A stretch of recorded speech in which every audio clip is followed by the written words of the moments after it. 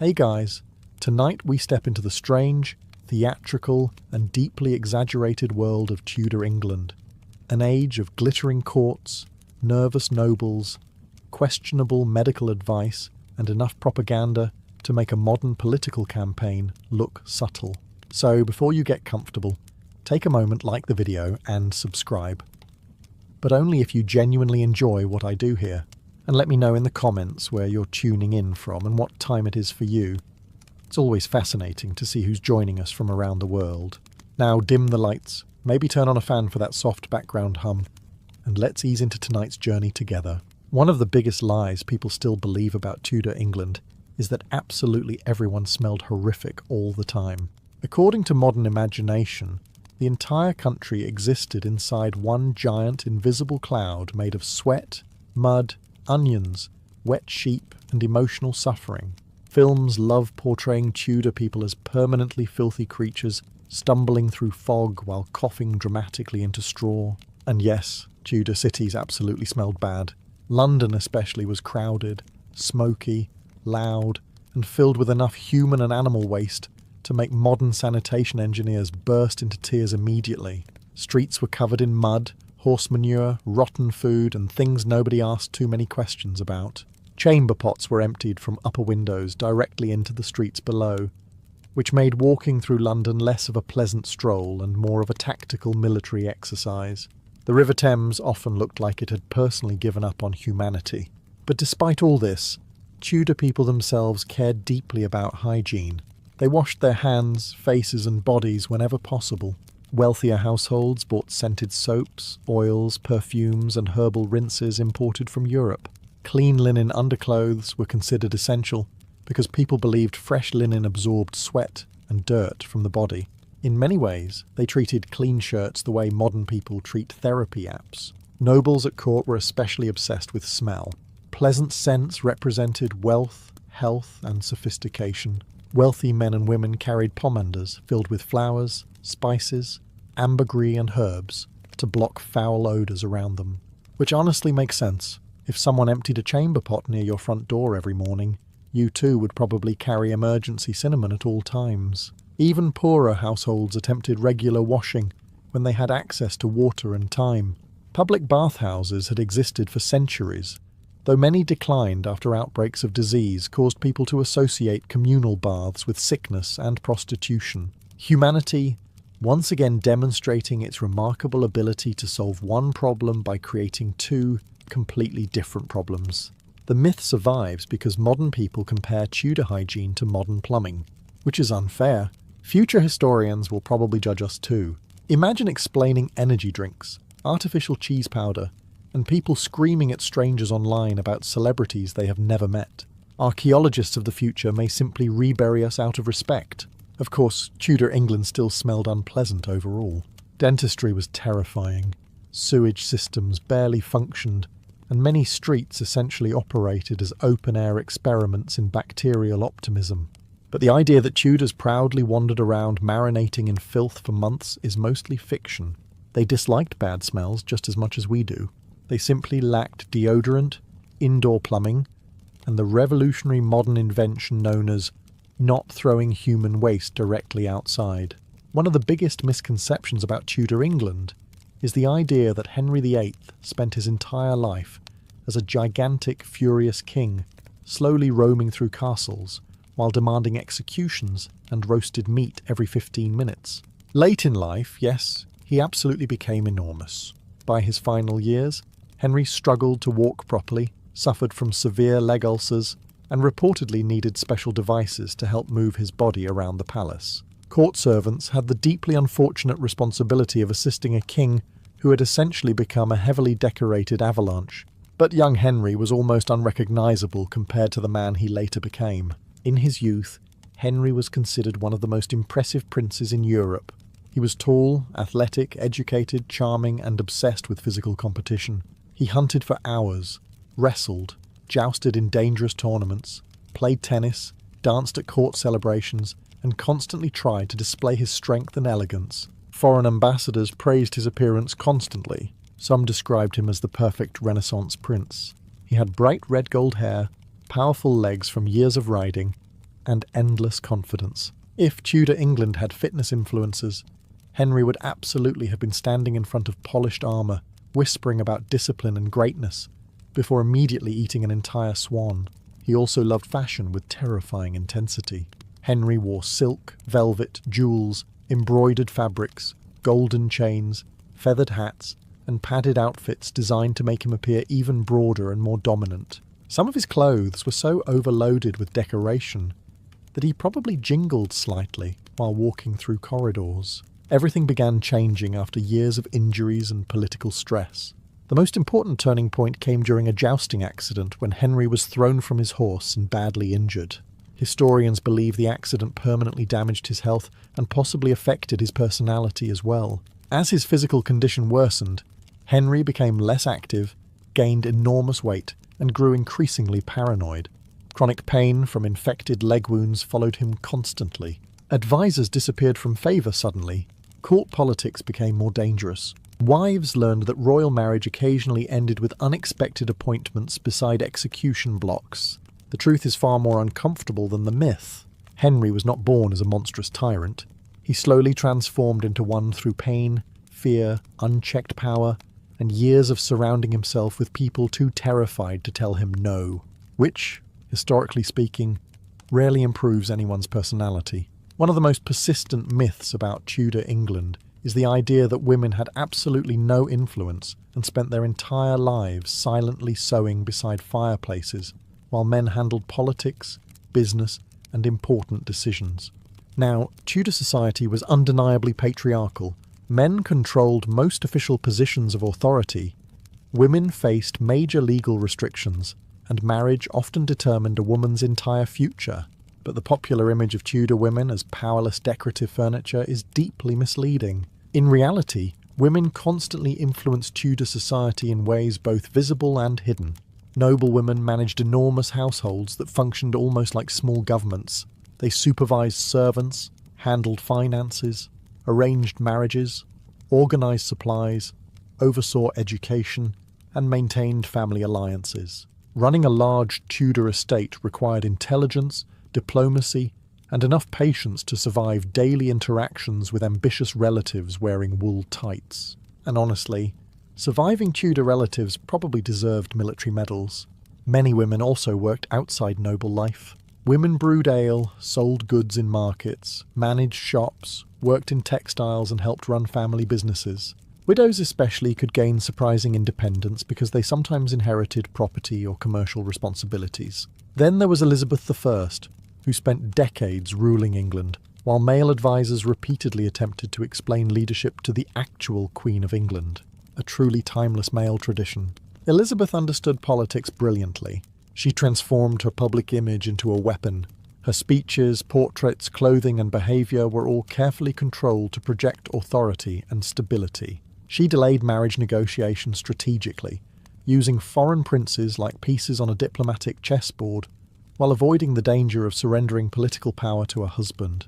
Because Tudor marriage was not romantic equality, a husband often gained enormous control over his wife's property, influence, and decisions. Elizabeth recognised this perfectly. Of course, life remained brutally unfair for many ordinary women. Domestic abuse was common, education opportunities were limited, childbirth was dangerous, and social expectations were extremely strict. A woman's reputation could collapse from rumours alone. Tudor society judged women constantly, often by standards invented 5 minutes earlier by nervous religious men. But women still shaped politics, economies, religion, and family life every single day. The myth survives partly because history books spent centuries focusing almost entirely on powerful men.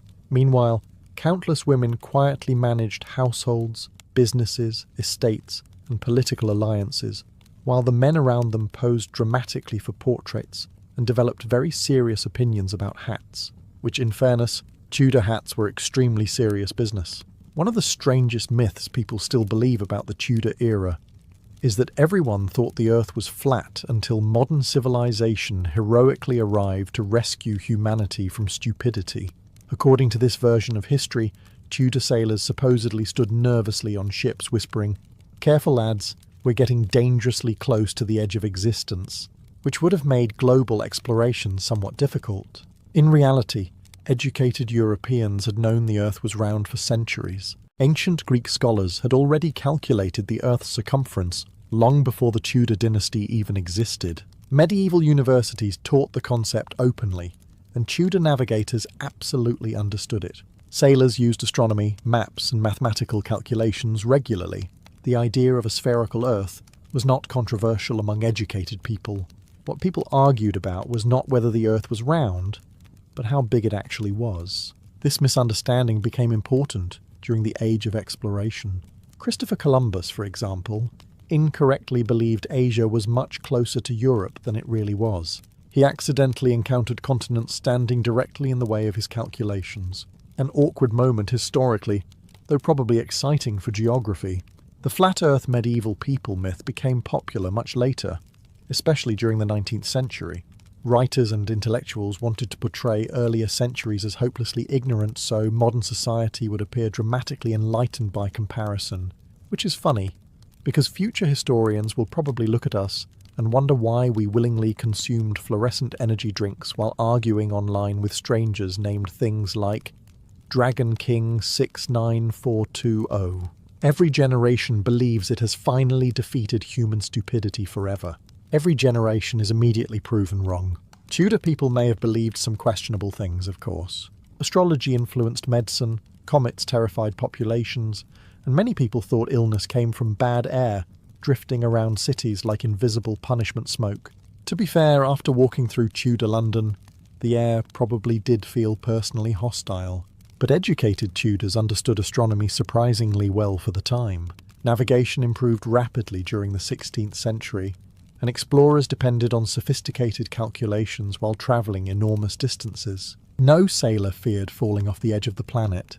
They feared storms, starvation, disease, pirates, shipwrecks, mutiny, and dying slowly somewhere unfamiliar, while a captain insisted everything was completely under control. Which honestly sounds much more realistic. The real lesson here is not that Tudor people were foolish. It is that history often gets rewritten into simplified stories, where the past becomes dramatically dumber than it actually was, mostly because complicated truth is less convenient than feeling superior to dead people. Modern people often imagine Tudor food as endless bowls of grey soup, eaten sadly beside candles while someone nearby dies of plague. According to films, every meal in Tudor England looked like punishment for losing a bet.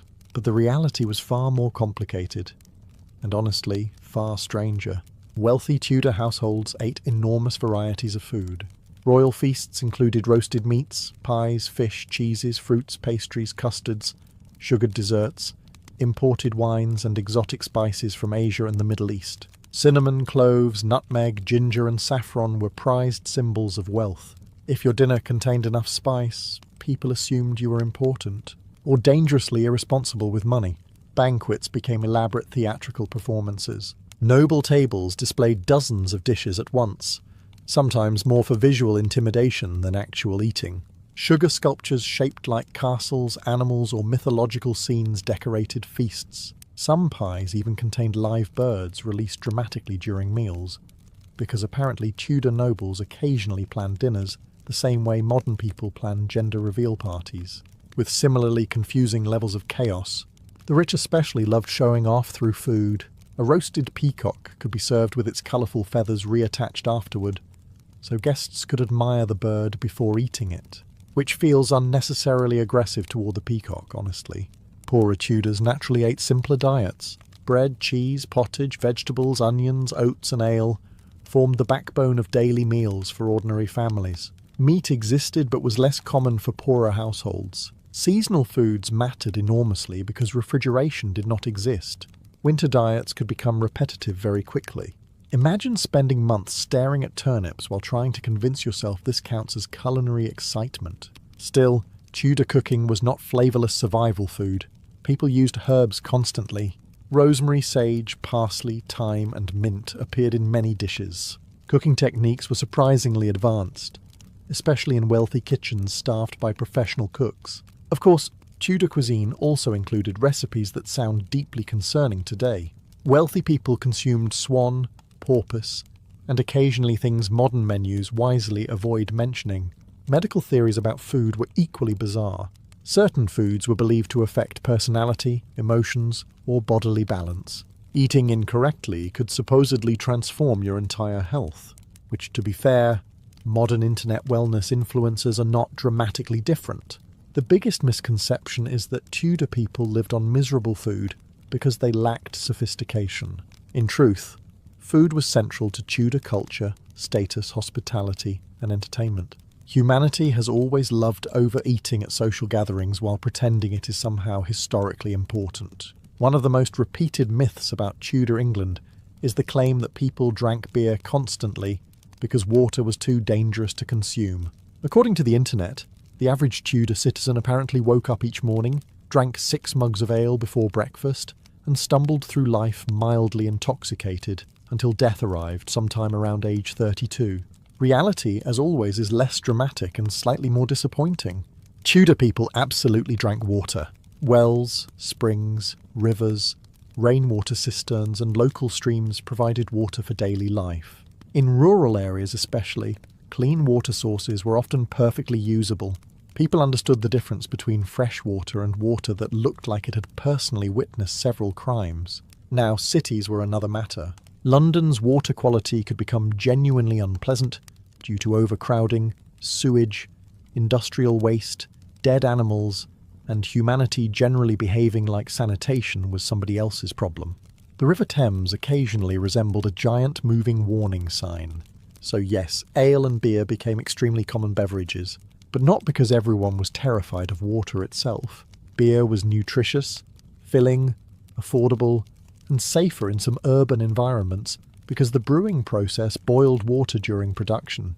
Weak ale, called small beer, was consumed daily by adults and children because it contained very low alcohol levels while providing calories and hydration. Essentially, Tudor people invented the concept of drinking something slightly depressing throughout the workday, centuries before office coffee culture. Alcohol also played a major social role. Taverns and alehouses were important gathering places where people exchanged gossip, discussed politics, argued loudly, conducted business, and occasionally solved disagreements by throwing furniture at one another. So honestly, not dramatically different from parts of the modern internet. But the idea that everyone walked around permanently drunk is exaggerated heavily. Excessive drunkenness still existed, of course, and authorities often complained about disorderly drinking. Religious leaders especially loved delivering long speeches about morality, while standing before populations that simply wanted one peaceful evening without plague, taxes, or agricultural disaster. Tudor life was difficult. A mild drink probably helped psychologically. The myth survives because modern people hear ale was common and immediately imagine medieval chaos fueled entirely by alcohol. But Tudor people still needed to work constantly. Farming, labour, cooking, trade, and survival required functioning coordination. Most people could not spend every day unconscious in a ditch dramatically singing folk songs about cabbage, though statistically at least one man probably tried.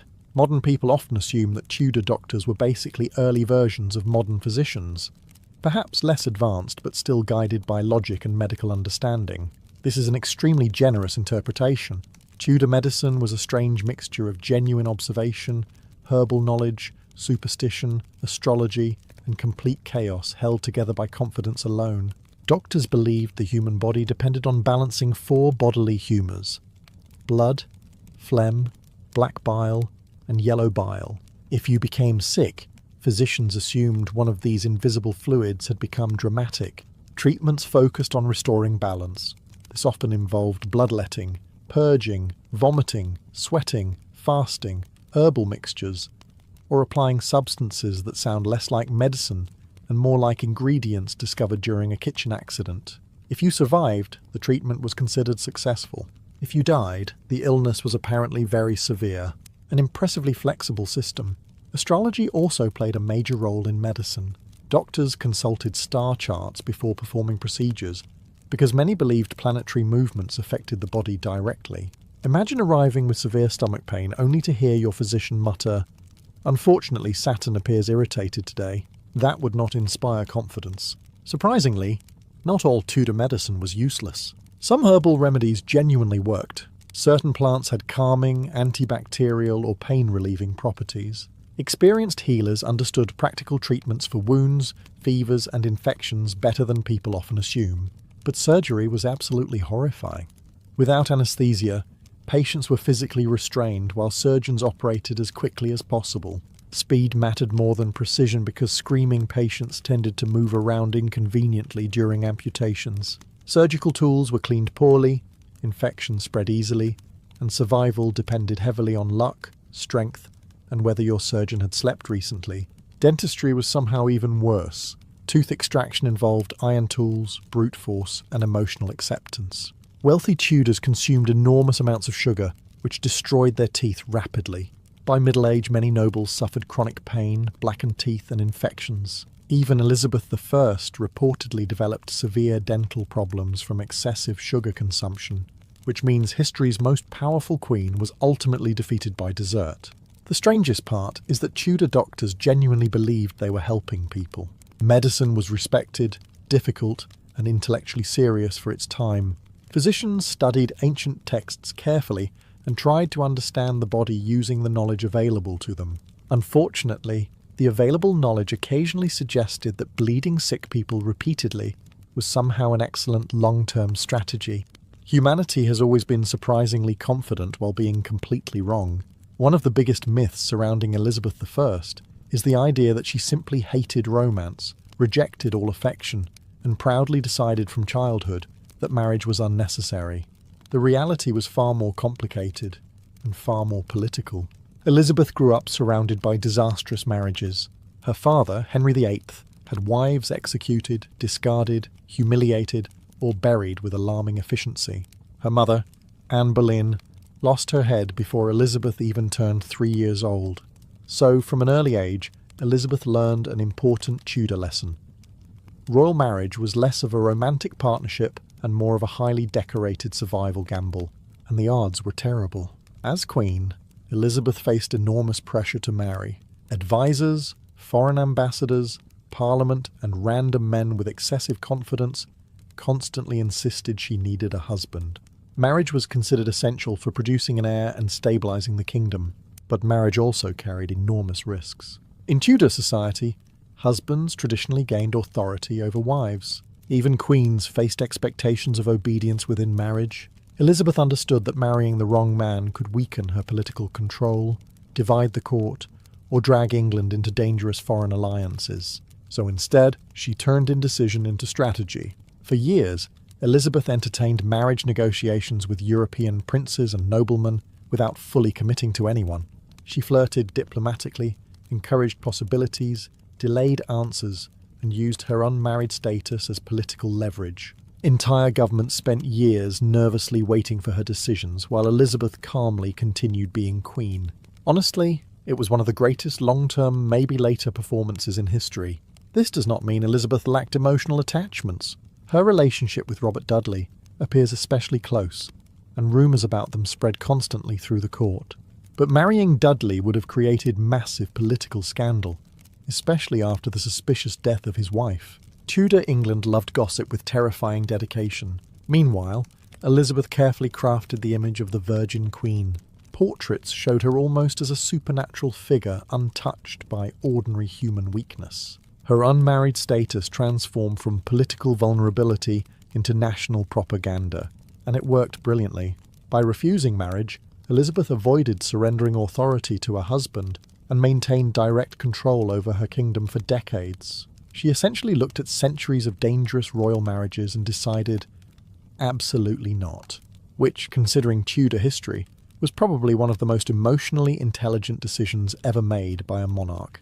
Though admittedly, watching foreign ambassadors spend years trying to decode her intentions was likely an added bonus. One of the most exaggerated myths about Tudor England is the idea that everyone married at 12 years old and immediately began producing heirs while still emotionally recovering from learning basic arithmetic. This belief usually comes from people reading about royal families and assuming all of society behaved the same way. In reality, most ordinary Tudor people married much later. For common men and women, marriage required something extremely inconvenient: financial stability, Couples needed enough money to support a household, buy supplies, rent property, and survive periods of bad harvest or unemployment. Because even in the 16th century, romance unfortunately remained attached to economics. Most women married in their early to mid-20s, while men often married slightly later after establishing work or apprenticeships. Marriage was not simply about love. It was about survival, labour, inheritance, and building a functioning household together. Now, noble families were different. Among the aristocracy, marriages were often political arrangements designed to secure alliances, property, titles, or royal favour. Betrothals between very young nobles did happen. Sometimes children were promised to one another years before adulthood. But even then, actual married life was often delayed until later teenage years. The internet tends to hear betrothal and immediately imagine fully grown political marriages involving children managing castles before puberty. History is strange enough already without adding unnecessary drama. Royal families especially distorted public perception. The Tudors themselves were obsessed with succession and dynastic security. Producing heirs became a national political issue. If a monarch failed to create enough surviving children, entire kingdoms could collapse into civil war. Which honestly puts modern family pressure into perspective slightly. Life expectancy also confuses people. Tudor averages appear low mainly because infant mortality was horrifyingly high. Many children died young from disease or malnutrition. But adults who survived childhood could live into their 50s, 60s or beyond. The myth survives partly because modern audiences prefer dramatic historical narratives. Everyone in history married at 12 and lived miserably. Sounds shocking and emotionally satisfying. The truth is more ordinary. Most Tudor people worried about work, food, rent, marriage prospects, bad weather, illness, taxes, and whether their neighbours were secretly insane, which unfortunately remains a fairly timeless human experience. And despite popular imagination, most parents in Tudor England were not looking at their 13-year-old children and thinking, "Excellent. Time to discuss mortgage responsibilities and political alliances." Even the Tudors had limits. Usually, modern portrayals of Tudor England often make it seem like every single person spent the entire day praying, fearing hell, and discussing religion with terrifying intensity, while church bells echoed dramatically in the background. And to be fair, religion absolutely dominated Tudor society. Church attendance was expected. Religious festivals shaped the calendar. People prayed regularly, believed in heaven and hell, and feared divine punishment very seriously. Religion influenced law, politics, education, medicine, and daily behaviour. Even ordinary conversations were filled with religious language. But this does not mean every Tudor person walked around in a permanent state of spiritual enlightenment. Many people practiced religion because society demanded it. Others followed rituals out of habit, fear, family tradition, or simple survival. Public conformity mattered enormously. In Tudor England, having the wrong religious beliefs could become less of a personal issue and more of a rapid appointment with government officials carrying ropes. The English Reformation made everything even more chaotic. Under Henry VIII, England broke away from the authority of the Pope after the king failed to secure an annulment for his marriage. Suddenly, churches, prayers, and religious authority all began changing under royal command. Then came Edward VI, whose reign pushed England further toward Protestant reforms. After him, Mary I restored Catholicism aggressively, leading to the execution of hundreds of Protestants. Then Elizabeth I shifted England back toward Protestantism once again. Imagine trying to survive while the government changed the correct version of Christianity every few years. One decade you are attending Mass safely. The next decade the same behaviour could make you politically suspicious. Then suddenly the rules reverse again because the monarch has changed. Ordinary people adapted however they could. Some genuinely cared deeply about theology and risked death for their beliefs. Others simply tried to avoid trouble and continue farming without accidentally committing religious crimes during breakfast, which honestly sounds emotionally exhausting. The government used religion partly as a tool for stability and obedience.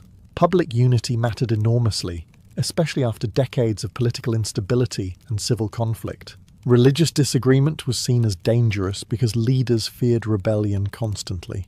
And considering Tudor history, they were not entirely paranoid. The myth that all Tudors were joyless religious fanatics ignores the complexity of human behaviour. People laughed, gossiped, cheated, complained, drank heavily, spread rumours, flirted badly, and skipped responsibilities exactly as humans always have.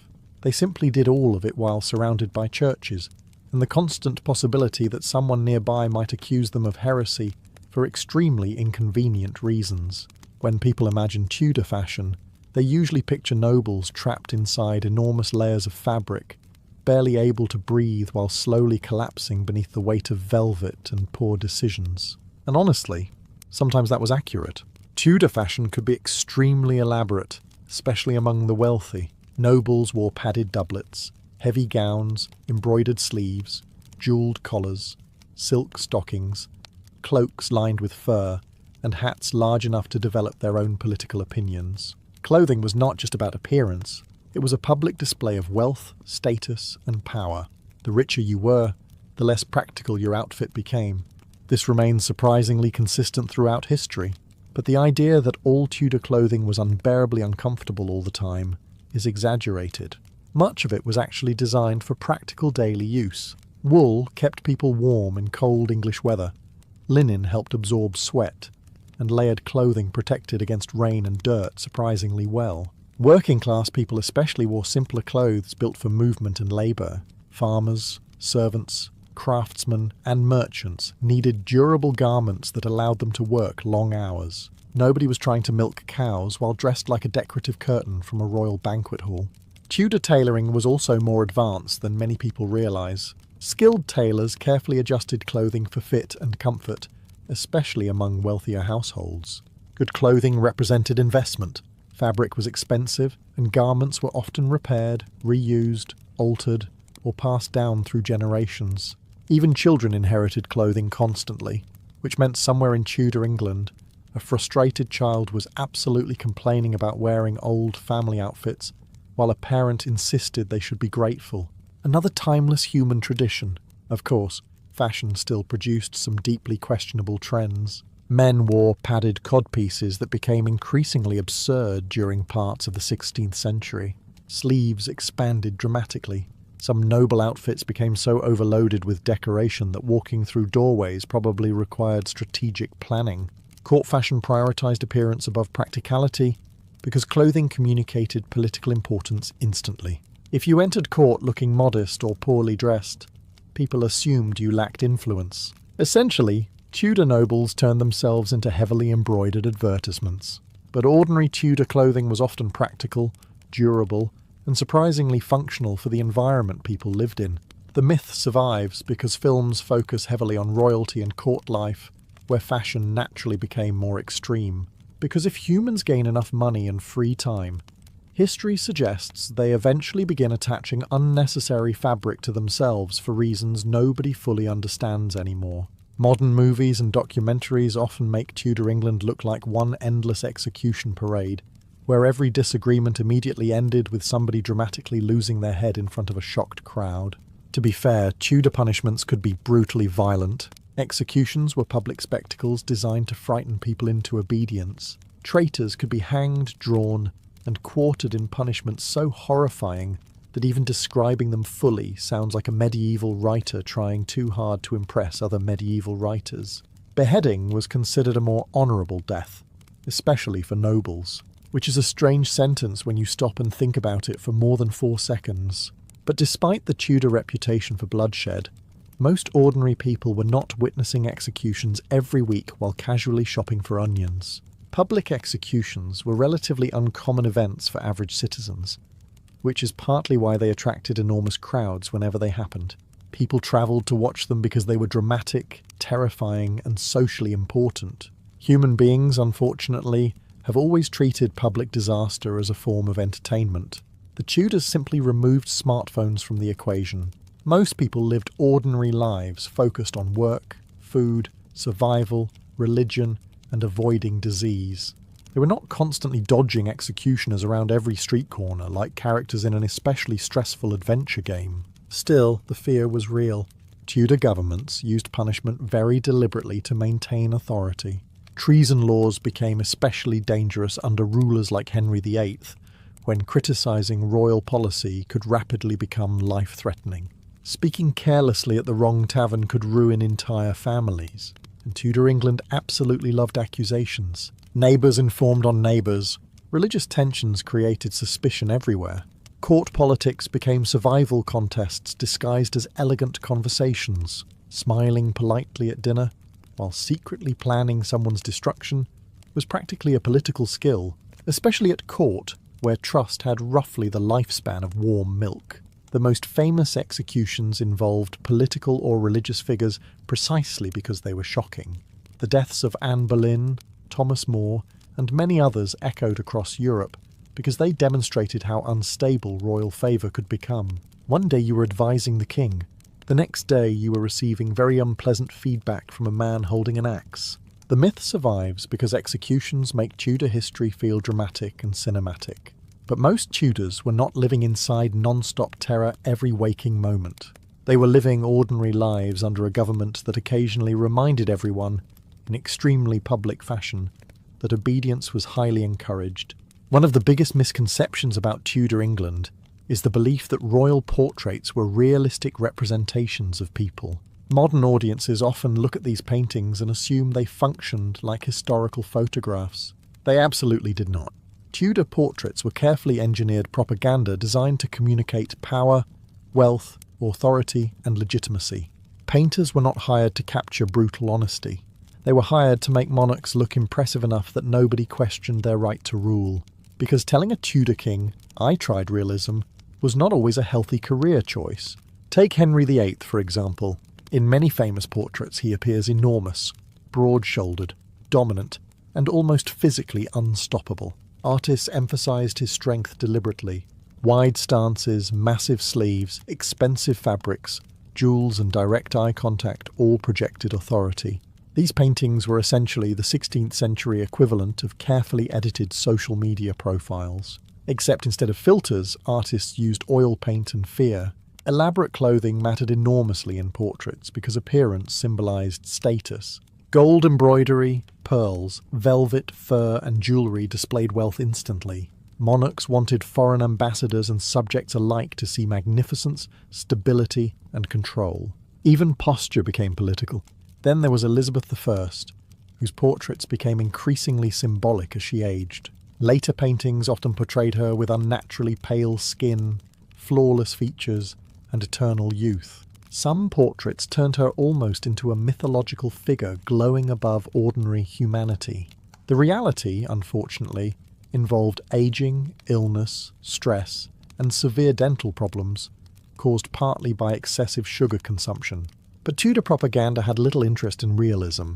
Nobody wanted foreign powers staring at portraits thinking, "The Queen appears exhausted and slightly fragile." That inspires invasion, not loyalty. Portraits also contained hidden symbols everywhere. Pearls represented purity. Globes symbolized imperial ambition. Certain colors communicated wealth or dynastic legitimacy. Even tiny objects in the background could carry political meaning. Essentially, Tudor paintings were visual press releases disguised as art. And honestly, modern celebrity photography is not dramatically different. The myth survives because people instinctively trust images. We assume paintings show truth. But Tudor rulers understood something very important, centuries before modern advertising agencies did. If you control the image, you control the story. And if the story looks glamorous enough, most people stop asking inconvenient questions about reality altogether. Modern people often imagine Tudor England as a backward world, filled with ignorant peasants, dirty streets, and people accidentally dying because somebody sneezed near a turnip. Now, to be fair, Tudor life could absolutely be brutal. Disease spread easily, sanitation was weak, and medicine occasionally resembled organised guessing performed by confident men holding jars of herbs. But the idea that Tudor society was completely primitive is deeply misleading. The Tudor era was actually a period of enormous intellectual and technological change. Printing expanded rapidly across Europe, allowing books and ideas to spread faster than ever before. Literacy slowly increased, universities grew in importance, and scholars became increasingly interested in science, navigation, engineering, and classical learning. This was the age of the Renaissance reaching England. People studied astronomy, mathematics, architecture, philosophy, and geography with genuine seriousness. Exploration expanded dramatically, trade networks grew larger, and new discoveries constantly reshaped how people understood the world. Tudor shipbuilding alone became far more advanced than many people realise. English ships improved in speed, navigation, and firepower during the 16th century. Sailors crossed enormous oceans using mathematics, astronomy, maps, and instruments surprisingly sophisticated for the time. Of course, many voyages still ended with starvation, shipwrecks, mutiny, or someone loudly insisting they definitely knew where West was. Human progress rarely moves elegantly. The Tudors also developed impressive achievements in art, music, literature, and architecture. This was the world of William Shakespeare, elaborate royal palaces, growing theatres, and increasingly complex political diplomacy. Court politics itself became almost frighteningly sophisticated. Ambassadors exchanged coded letters, spies gathered intelligence across Europe, and noble families manoeuvred constantly for influence. Entire political careers could rise or collapse based on one poorly worded conversation during dinner, which honestly makes modern office politics seem relaxing by comparison. The myth survives partly because modern audiences focus heavily on Tudor failures, and yes, their medical knowledge was terrifying. Dentistry looked like punishment invented by angry blacksmiths. Hygiene remained limited by technology. Scientific understanding still mixed with superstition constantly. But future generations will probably judge us just as harshly. Imagine explaining processed food, reality television, internet conspiracy theories, and people recording themselves dancing in grocery stores for social validation. Historians of the future may conclude we collectively suffered head injuries. Every civilization believes it is far more advanced than the ones before it. Then history quietly waits a few centuries and humbles everyone equally. Modern films love portraying Tudor England as a world of endless luxury. Glittering palaces, candle-lit feasts, elegant dances, handsome nobles in velvet, and queens dramatically staring out rainy windows while orchestras play in the background. And yes, parts of Tudor life could look magnificent. Royal courts displayed enormous wealth. Banquets overflowed with expensive food. Musicians performed during feasts. Tapestries covered palace walls. And nobles dressed like they were competing in an international embroidery competition. Palaces such as Hampton Court projected power and splendour, designed to impress visitors from across Europe. But beneath all the glitter sat a deeply uncomfortable reality. Most Tudor people lived hard lives filled with exhausting labour, disease, uncertainty, and fear. Farmers worked endlessly just to survive bad harvests. Cities suffered outbreaks of plague regularly. Infant mortality was horrifyingly high. Medical treatment often made illness worse. Winters were cold, homes were smoky, and sanitation barely functioned. Even the rich were not truly safe. Court life looked glamorous from a distance, but it operated like a beautifully decorated psychological battlefield. Nobles competed constantly for royal favour because one wrong alliance or careless statement could destroy entire families. Smiling politely while secretly fearing political ruin became a normal survival skill, especially around rulers like Henry VIII. At court, luxury and paranoia existed side by side. One evening you might attend an elaborate feast surrounded by music and gold plate. The next morning, someone you spoke with yesterday could suddenly be arrested for treason. Tudor politics moved with the emotional stability of a collapsing staircase. And then there was disease. People died from infections, childbirth, fevers, poor sanitation, contaminated wounds and illnesses modern medicine treats easily today. Even minor injuries could become fatal.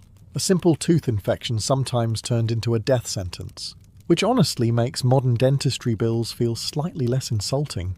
The glamour survives in popular imagination because royalty naturally attracts attention. Beautiful clothing and dramatic castles are easier to romanticize than agricultural labor or dysentery. Films focus on queens, dancing elegantly, not servants emptying chamber pots into streets while praying nobody looked up at the wrong moment. But the truth is what makes Tudor England fascinating. It was a world of beauty and brutality existing together constantly. Magnificent art stood beside public executions. Lavish feasts happened during years of hunger. Religious devotion mixed with political manipulation. Human beings pursued luxury, ambition, romance, and entertainment, while surrounded by instability and death, which unfortunately sounds remarkably familiar. The Tudors were not glamorous fantasy characters living inside golden palaces untouched by reality. They were people, frightened, ambitious, dramatic, petty, intelligent, ruthless people, wearing extremely uncomfortable sleeves while trying to survive history. The harbour of Alexandria smelled of salt water, fish, perfume, wet rope, and political anxiety. Ships from every corner of the Mediterranean crowded the docks beneath the towering lighthouse of Alexandria, unloading wine, marble, spices, scrolls, exotic animals, and occasionally diseases that would later become somebody else's historical problem. Tonight, however, the city focused on only one arrival. Mark Antony had returned to Egypt. The Roman general entered Alexandria with the confidence of a man who had won great battles and made terrible financial decisions. His soldiers marched behind him through crowded streets lined with merchants, priests, dancers, and citizens, pretending not to stare too hard at the famous Roman whose personal life had become a public festival of rumours across the Mediterranean. Some claimed he planned to conquer the East. Others claimed he was already conquered, mostly by wine, and by Cleopatra. Inside the royal palace, servants rushed through corridors carrying trays of figs, roasted duck, olives, honey cakes, and amphorae of imported wine. Floors of polished marble reflected torchlight like still water. Silk curtains moved gently in the evening breeze drifting in from the sea. Musicians tuned their instruments nearby, while cooks argued over sauces with the seriousness of military commanders preparing for war, because in a way they were. Dinner with Cleopatra was never just dinner. Every cup, every chair, every piece of decoration carried meaning. Roman guests were seated carefully according to rank. Egyptian symbols were placed beside Greek statues to remind visitors that Cleopatra ruled over a kingdom older than Rome itself.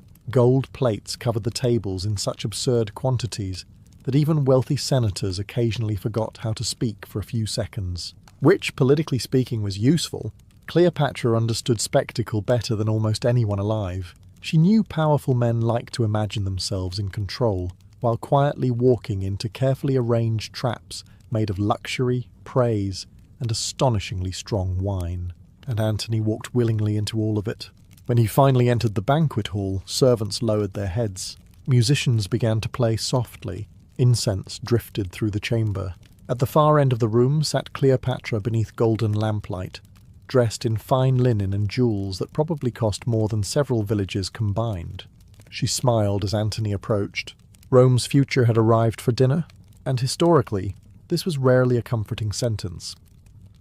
The banquet hall of Alexandria glowed beneath hundreds of oil lamps suspended from painted ceilings.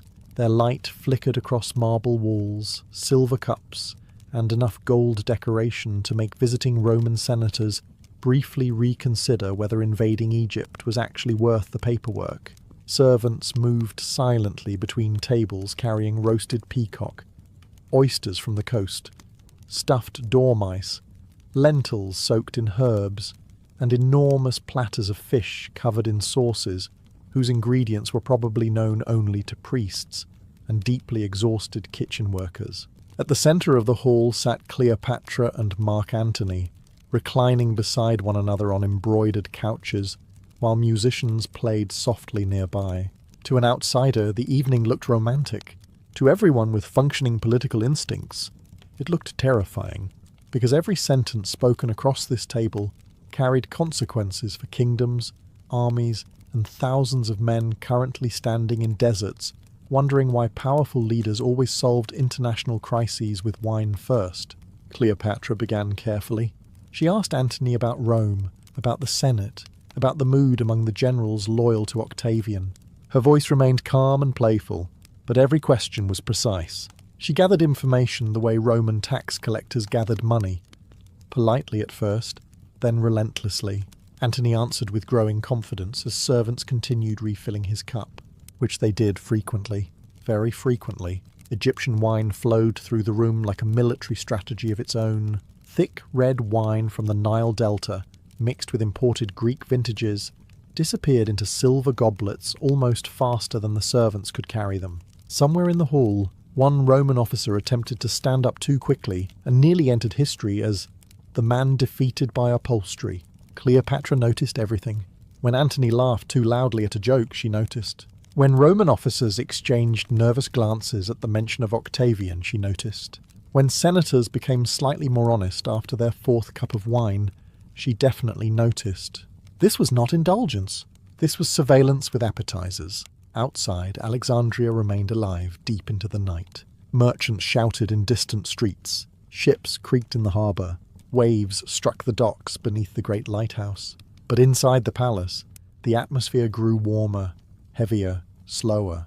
And as the food continued arriving, the conversation shifted from friendly diplomacy toward dangerous promises. Promises about armies, about loyalty, about the future division of Rome itself. Somewhere beneath the music and laughter, everyone in the room understood the truth. This dinner was becoming the opening move of a war disguised as entertainment, which, to be fair, described a surprising amount of Roman politics. As the night deepened inside the Palace of Alexandria, the banquet slowly transformed into something far more dangerous than a celebration. The music grew louder, the torches burned lower. Roman officers relaxed just enough to begin saying things they absolutely should not have said in front of Egypt's queen. Historically, this tends to happen around the fifth cup of wine. Mark Antony leaned back against embroidered cushions while servants refilled his goblet yet again. His face had grown flushed from drink. Though Antony wore intoxication comfortably, he was a soldier who could apparently survive battles, political scandals, and quantities of alcohol that might have permanently disabled a lesser aristocrat. Beside him, Cleopatra remained perfectly composed. That alone was impressive. Around them, dancers entered the hall accompanied by flutes and drums.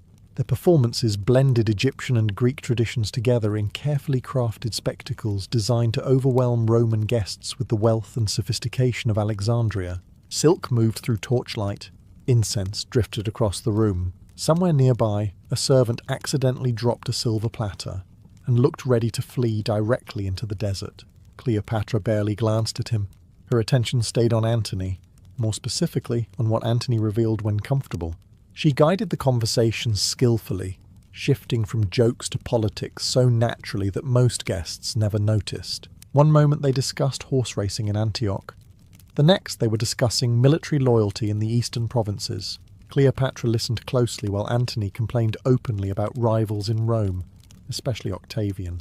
The mention of Octavian darkened the mood immediately. Several Roman officers became quieter. Others drank faster.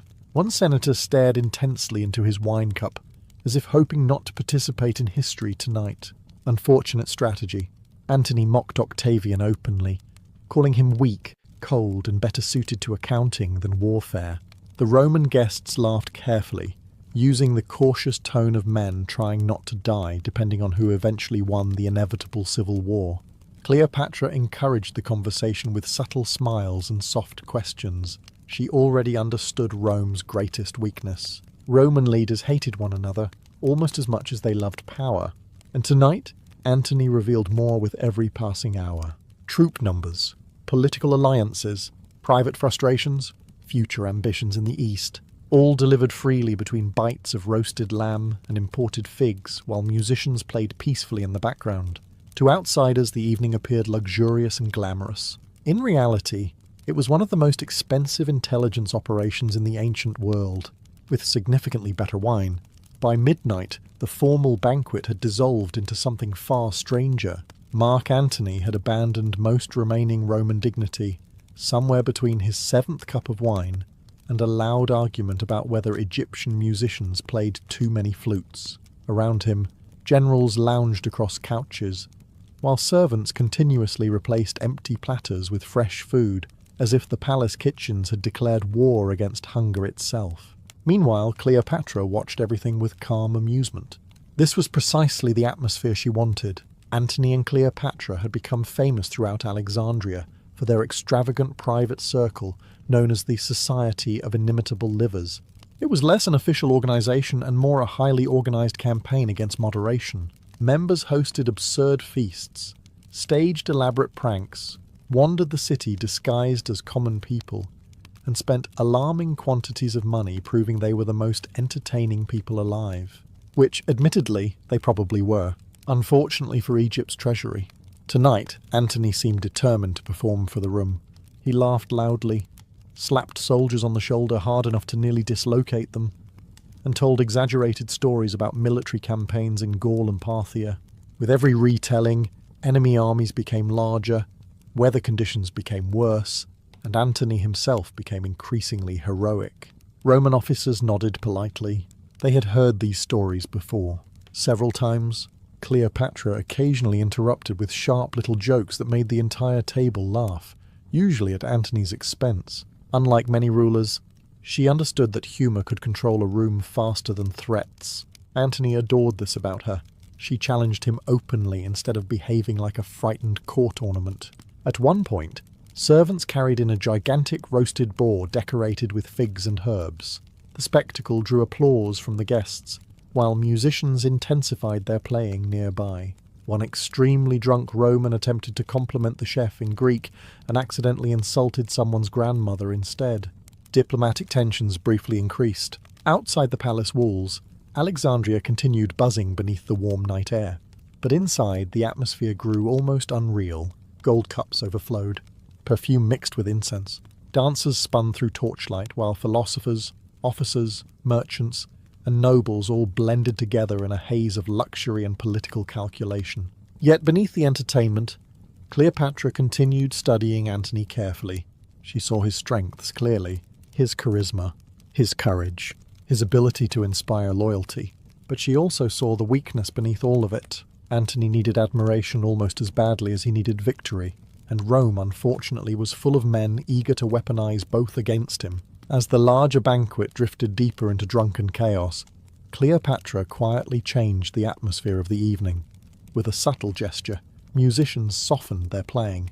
Several guests were redirected towards side chambers filled with gambling, dancing, and enough wine to erase basic memory formation. Roman officers eagerly disappeared into these distractions with the speed of men professionally trained to make poor late-night decisions. Soon, only a smaller circle remained near the royal table, and eventually only Cleopatra and Mark Antony.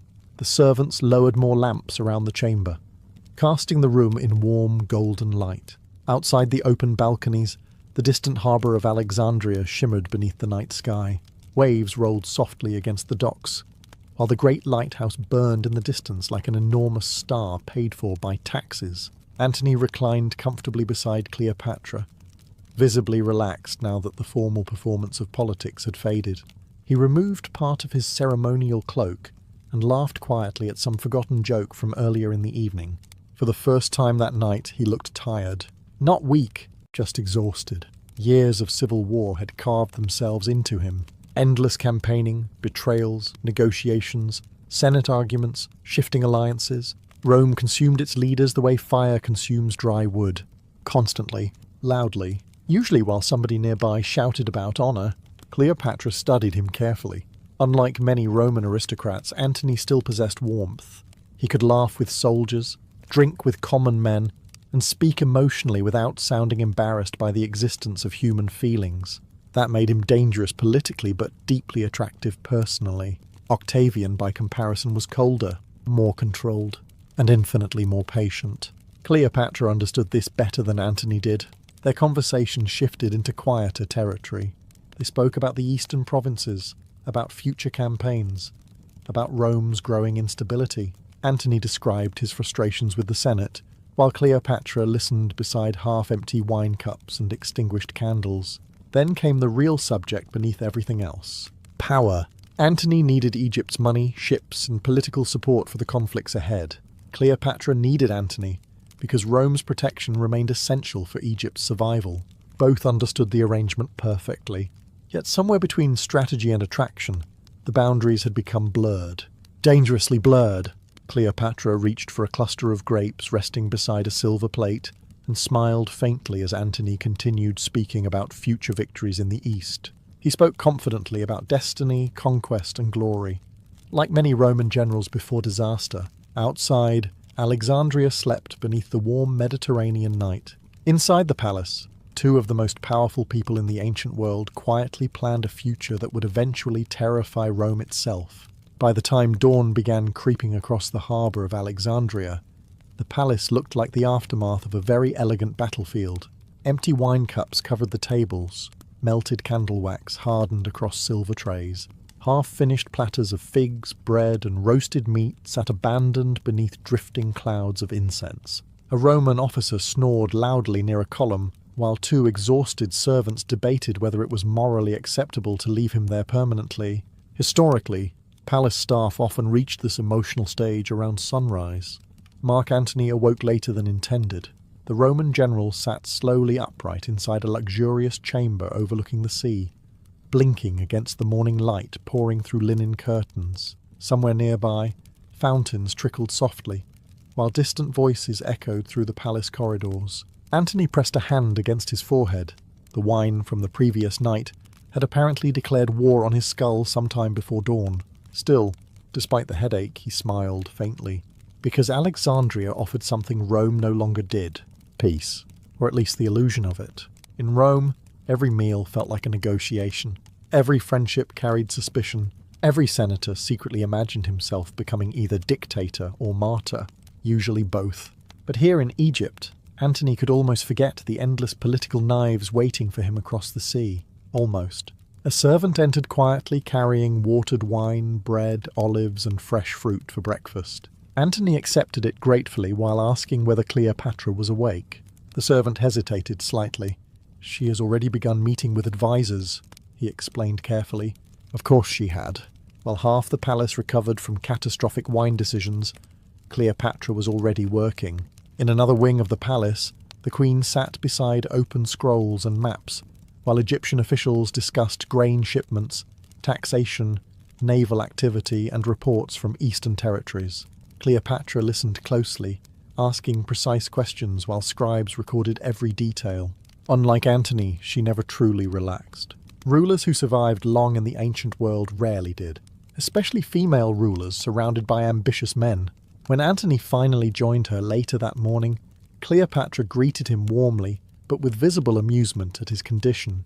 She offered him diluted wine and calmly continued discussing politics, while Antony slowly attempted to recover his ability to exist upright.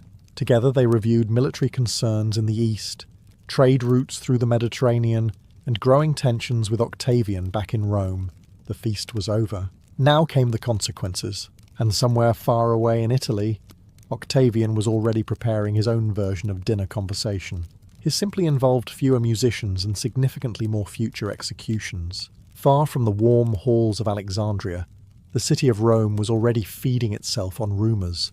And Rome loved rumours almost as much as it loved public executions. Merchants arriving from the east carried stories about Mark Antony living like a foreign king beside Cleopatra. Sailors exaggerated the luxury of the Egyptian court until it sounded less like a palace and more like a mythical paradise constructed entirely from gold, perfume, and catastrophic financial decisions. According to gossip, Antony spent his nights drinking with Cleopatra on jewelled barges drifting across the Nile, while servants scattered flower petals into the water. Some claimed he wore Eastern clothing now. Others insisted he had abandoned Roman discipline entirely. One particularly dramatic senator even claimed Antony planned to move the centre of Roman power to Alexandria, which was nonsense, but effective nonsense. Inside the Senate, these stories spread rapidly through marble corridors already thick with paranoia and ambition. Roman politicians whispered constantly about Antony's growing attachment to Egypt. Many feared Cleopatra's influence. Others simply hated the idea of a Roman general appearing happy anywhere outside Italy. At the centre of this political storm stood Octavian. Unlike Antony, Octavian rarely wasted energy on loud emotions. He observed quietly, listened carefully, and weaponized information with the patience of a man slowly sharpening a knife in another room, while everyone else argued downstairs. And Antony was giving him endless material. Octavian understood Rome perfectly. Roman citizens tolerated violence, corruption, and occasional massacres with remarkable flexibility. But they deeply distrusted kings, The memory of Rome's old monarchy still haunted the Republic centuries later. Now Antony appeared beside an Eastern queen surrounded by unimaginable wealth and foreign customs. Politically, it was a disaster waiting patiently to happen. Back in Alexandria, Antony remained largely unconcerned. He spent days attending military meetings and evenings with Cleopatra, enjoying the city's luxury while planning future Eastern campaigns. Public festivals, private banquets, hunts, river excursions, life around the Egyptian court continued with dazzling extravagance. Cleopatra likely understood the danger better than Antony did. She knew Rome feared powerful women, especially foreign queens. Roman writers already described her as seductive, manipulative, and dangerous, which, to be fair, she absolutely was. Ancient rulers generally did not survive by being emotionally delicate gardeners. Still, Antony ignored many warnings. He believed military success would protect him politically. But Rome was changing. Victory alone no longer guaranteed survival. And while Antony drank beneath Egyptian torchlight, Octavian quietly built something far more dangerous back in Rome. A narrative.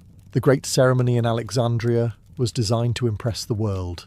Unfortunately, it also terrified Rome. Massive crowds gathered outside the royal gymnasium, while musicians played through the streets and incense drifted into the warm Mediterranean air. Gold banners hung from marble buildings. Soldiers lined the processional roads. Merchants abandoned their stalls just to witness the spectacle unfolding before them. At the centre of it all sat Cleopatra and Mark Antony upon enormous golden thrones, raised high above the crowd. Subtlety had officially died. Beside them stood Cleopatra's children, dressed in royal clothing, heavy with jewels and embroidered silk.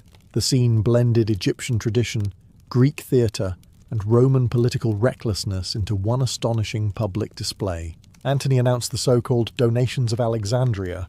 Territories across the eastern Mediterranean were symbolically distributed among Cleopatra and her children.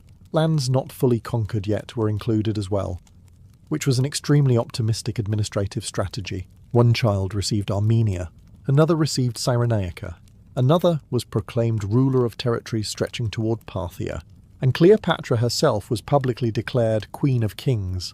The crowd erupted into celebration. Musicians played louder. Priests raised ceremonial objects toward the sky. Citizens cheered as coins were thrown into the streets. To the people of Alexandria, the ceremony represented Egypt standing proudly beside Rome as an equal power once again. To Rome, however, it looked horrifying, because from a Roman perspective, Antony appeared less like a republican general and more like an Eastern monarch intoxicated by luxury and foreign influence. The image of a Roman leader sitting beside Cleopatra on golden thrones spread rapidly across the Mediterranean, and Octavian immediately seized upon it. Back in Rome, Octavian presented Antony's actions as betrayal. He claimed Antony had abandoned Roman values, surrendered himself to Cleopatra, and intended to hand Roman territories over to foreign rulers. The Senate reacted with outrage. Roman citizens muttered angrily in markets and forums. Veterans questioned Antony's loyalty. Senators, who already disliked him, now possessed the perfect political weapon. Cleopatra had become the symbol of everything Rome feared. Foreign luxury, female power, Eastern influence, and Antony stood beside her willingly. In Alexandria, the celebrations continued long into the night, with more feasting, more wine, and more theatrical displays of wealth. Antony likely believed he was securing a glorious Eastern future. Instead, he had handed Octavian exactly what he needed, a villain for Rome. And historically, Rome tended to solve political disagreements with alarming amounts of blood. The final great dinners between Cleopatra and Mark Antony carried a different atmosphere now. The laughter remained. The wine still flowed endlessly. Musicians continued playing beneath torchlight, while servants carried roasted meats, figs, oysters, honey cakes, and silver bowls overflowing with imported spices. But underneath the luxury, everyone could feel it. War was coming. Inside the Palace of Alexandria, generals and advisors moved through corridors with growing urgency.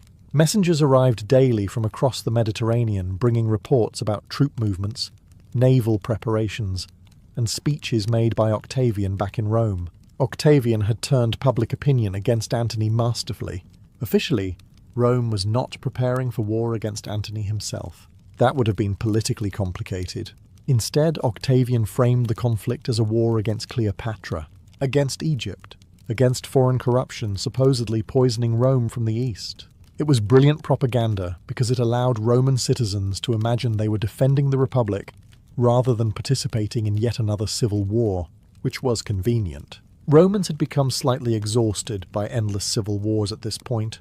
During one dinner, Antony reportedly mocked Octavian openly before his officers, dismissing him as weak and cowardly. The room laughed dutifully, though several commanders looked nervous while drinking their wine, Cleopatra noticed. She always noticed. Unlike Antony, she understood that Octavian's strength did not come from charisma or military brilliance.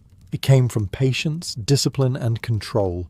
He rarely drank excessively, rarely lost emotional control, rarely revealed more than necessary, which made him deeply dangerous. Still, Antony refused to retreat from the path ahead. Pride, love, ambition, and years of rivalry with Octavian had carried events too far now. Fleets were already gathering. Soldiers were already marching. The great confrontation was unavoidable. That evening, Cleopatra hosted another magnificent feast overlooking the harbour. Golden lamps reflected against dark seawater, while music echoed across palace balconies. For a few hours, the royal court pretended the future did not exist. Guests drank heavily, officers laughed loudly, dancers performed beneath the stars.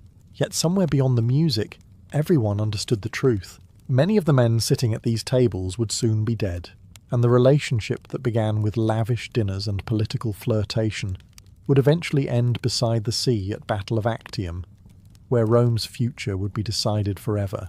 A surprisingly dramatic outcome for what had originally started as dinner conversation with too much wine. The royal city of Persepolis rose from the Persian landscape like a warning carved into stone. Massive staircases climbed toward palaces supported by towering columns taller than most trees. Relief carvings covered the walls, showing delegations from across the empire bringing tribute to the great king. Gold from Lydia, ivory from Nubia, textiles from Babylon, horses from Central Asia. Every surface existed for one purpose: to remind visitors that the Persian Empire was enormous, wealthy, and absolutely not interested in appearing modest about it. Tonight, however, the city prepared for celebration rather than ceremony. A noble wedding feast was about to begin. Servants hurried across the palace terraces, carrying baskets of figs, almonds, pistachios, dates, and fresh pomegranates, split open like jewels beneath the evening light.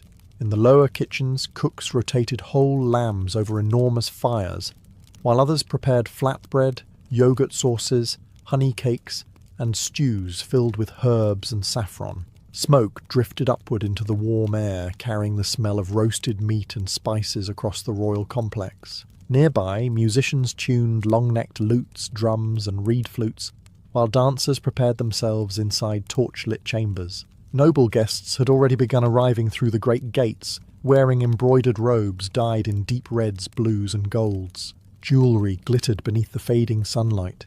Perfume filled the air, and everywhere, servants moved carefully through the crowd, trying not to spill wine onto people important enough to legally ruin their lives. The wedding itself was not merely a family affair. Nothing among the Persian elite ever truly was. Marriage inside the empire often carried political meaning. Noble houses strengthened alliances through ceremonies like this one. Powerful families measured influence through guest lists, gifts, and seating arrangements with the seriousness of military strategy.